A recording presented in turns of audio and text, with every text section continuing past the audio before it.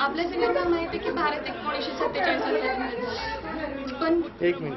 पण मी आजची मुलगी 10 वाजता क्लासवरून येताना स्वतःला सुरक्षित मानते, स्वतःला स्वातंत्र्य मानते का?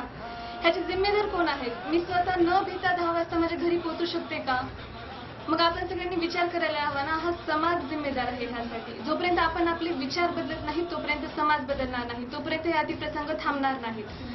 आणि दुसरा मुद्दा म्हणजे आपण खूप साऱ्या केसेसमध्ये पाहतो की एखाद्या मुलीवर अतिप्रसंग झाला, त्यानंतर तिच्यावर ब्लेम केलं जातं की तिनं असे कपडे घातले, तिनं तसे कपडे घातले, तिने एवढ्या वाजता फिरायला गेली, तिने तेवढ्या वाजता फिरायला गेली. का? तुम्ही तुमचे विचार बदला. मुली, एखादी 5 वर्षाच्या मुलीवर किंवा 60 वर्षाच्या म्हातारीवर जेव्हा अतिप्रसंग होतो तेव्हा तिचा ड्रेस कोड काय असला पाहिजे ते तुम्ही सांगा. आणि मी एक विद्यार्थ्याने आहे आणि मी स्वतः अनुभवते यावेळी की माझ्यापेक्षा कमी मार्क असणारे पण त्यांची कास्टमधून येणारे ते कुठं जातात आणि आम्ही कुठं रडत बसतो. आम्हाला एकेका मार्कासाठी जिथं झगडावं लागतं, त्यांना 10 मार्क कमी असले तरी काही प्रॉब्लेम होत नाही. का? कारण त्यांचं कट ऑफ कमी असतं.